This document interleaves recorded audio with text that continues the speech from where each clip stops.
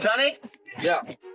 At the height of grunge, in 1993, Johnny Depp buys the Central, a dirty little live music club in the heart of the Sunset Strip.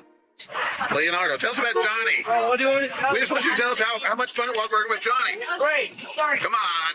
Johnny Depp could be in his office looking at the camera, telling the person at the door, let that person in, don't let that other person in. You're looking nice. The reason the Viper Room became a haven for famous people is because of how protected they felt.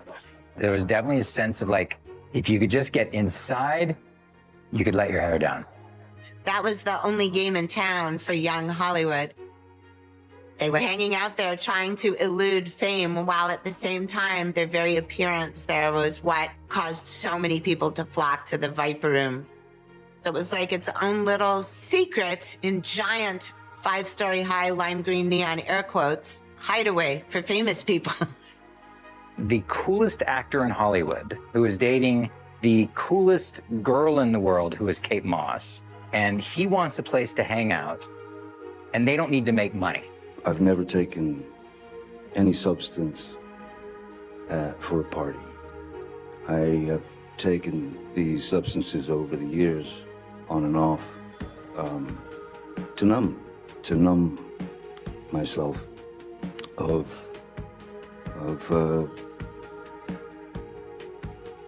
the ghosts, the wraiths that were still with me, and from my youth. I work for 25 magazines around the world. I'm top paparazzi in the world now. Oh, sorry about that. All right, let's go now. You got the pictures. Could the infamous Johnny Depp be using substances not just for recreation, but for something far deeper? And what's the intriguing connection between Depp, Paul Bettany, and even Marilyn Manson? We're about to dive into the highly controversial life of Johnny Depp, a man embroiled in scandals, yet seeking quiet in his chaos. But there's more. We'll unravel the real reasons why Depp took to drugs, and why he continues to fascinate and confound us.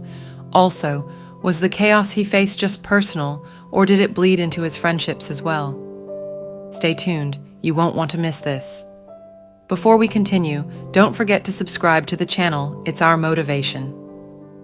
During the highly publicized Johnny Depp-Amber Heard defamation trial, there was a significant amount of controversy and accusations exchanged by both parties.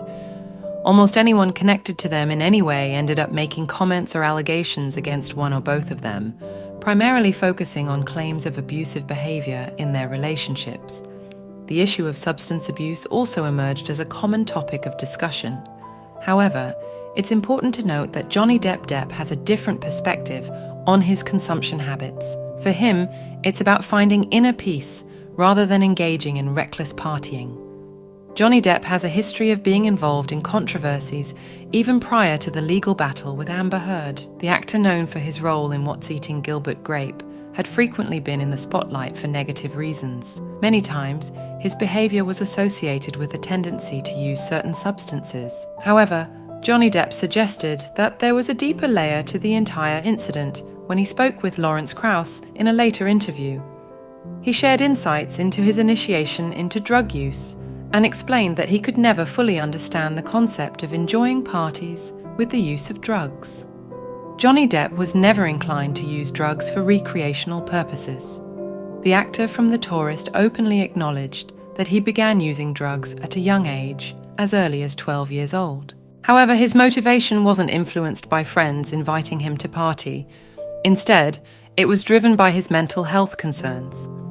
At the age of 60, Johnny Depp initially turned to drug use during his childhood as a means of coping with his mother's abusive behavior. He'd started with stealing nerve pills from her purse, and his collection of substances expanded over time. However, for the actor known for Charlie and the Chocolate Factory, it was never about seeking enjoyment. Using substances became a method to navigate the chaotic circumstances of his life. Johnny Depp's primary goal was to quieten the chaos. He saw all of this as a form of self-medication, aimed at soothing his mind and numbing himself. However, the consequences of his self-medication became evident sooner rather than later. The actor known for Fantastic Beasts. The crimes of Grindelwald became embroiled in numerous controversies as a result. Moreover, in September 1994, Johnny Depp was arrested for vandalizing his hotel room in New York City. The incident occurred after a heated argument with his then-girlfriend Kate Moss. Depp reportedly trashed the room, smashing furniture, breaking mirrors, and tearing down curtains. The total damage was estimated to be 6 hours chalons. Depp was charged with criminal mischief and disorderly conduct. He was released on bail and later pleaded guilty to the charges. He was ordered to pay for the damages to the hotel room and to undergo anger management counseling. The incident was a major scandal at the time.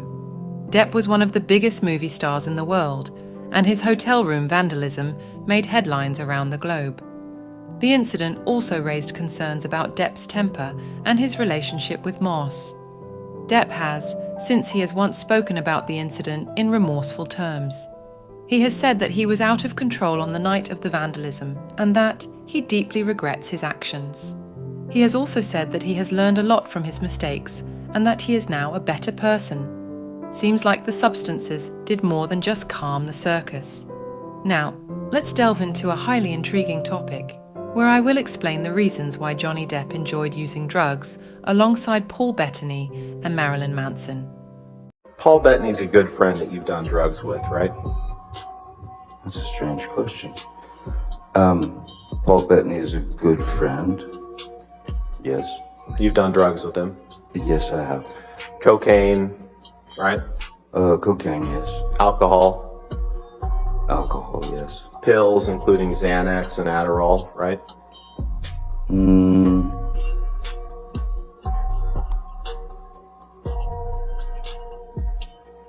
That I'm not so sure. Johnny Depp and Paul Bettany are two of the most successful actors in Hollywood. They are also close friends, and they have admitted to doing drugs together in the past. In 2020, during Depp's libel trial against Amber Heard, text messages were revealed between Depp and Bettany, in which they discussed using drugs and joked about killing Heard. Depp admitted to doing drugs with Beanie, but he said that they were just having fun and that they never meant any. There are a few reasons why Depp and Bettany might have enjoyed doing drugs together. First, they were both in the same industry, and they had similar lifestyles. They both traveled extensively, and they had access to a lot of money. This made it easy for them to get drugs and to use them without fear of getting caught. Second, Depp and Bettany both had a history of mental health issues. Depp has said that he struggled with depression and anxiety, while Bettany has said that he struggled with addiction. Drugs can be a coping mechanism for people with mental health issues, and they may have provided Depp and Bettany with a way to escape their problems. Third, Depp and Bettany were both creative people. Drugs can sometimes enhance creativity and allow people to see the world in new ways. This may have appealed to Depp and Bettany as artists. Of course, there are also many negative consequences associated with drug use. Depp and Bettany have both spoken about the damage that drugs have caused in their lives. Depp has said that drugs led him to make bad decisions and to hurt the people he loved. Bettany has said that drugs nearly destroyed his career. Despite the negative consequences, Depp and Bettany's friendship has survived their drug use. They are still close friends today, and they have both spoken about their support for each other in recovery. Look how cute he is. The matching tattoos. You know, this right here. You know why? No reason. Johnny Depp. You know what? He looks sad there. You know why he's not sad? Because he's not with me right now. Because we're best friends. We just want to hold each other. Can I get a tissue? My personal friend, personal savior, personal guitar hero, Johnny Depp. One of your good friends that you've taken drugs with before is Marilyn Manson, right?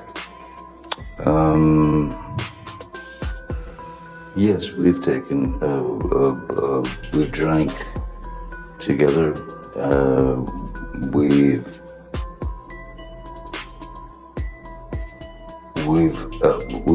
had cocaine together maybe a couple of times. Pills, right? With Marilyn Manson? I once gave Marilyn Manson a pill so that he would stop talking so much. Sorry.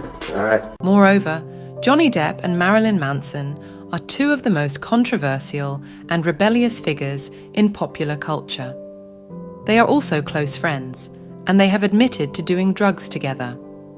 There are a few reasons why Depp and Manson might have enjoyed doing drugs together. First, they were both outsiders. Depp has said that he never felt like he fit in, and Manson has said that he was always bullied and ostracized. Drugs may have provided them with a way to connect with each other and to feel like they belonged. Second, Depp and Manson were both creative people. Drugs can sometimes enhance creativity and allow people to see the world in new ways. This may have appealed to Depp and Manson as artists. Third, Depp and Manson were both under a lot of pressure. Hollywood can be a very stressful place, and Depp and Manson were both under a lot of pressure to succeed in their careers. Drugs may have been a way for them to cope with the stress and to escape from the pressures of fame. Fourth, Depp and Manson may have simply enjoyed the feeling of being high. Drugs can produce a feeling of euphoria and pleasure, which can be addictive. If you liked the video, be sure to subscribe to the channel. Thanks for your time. See you soon.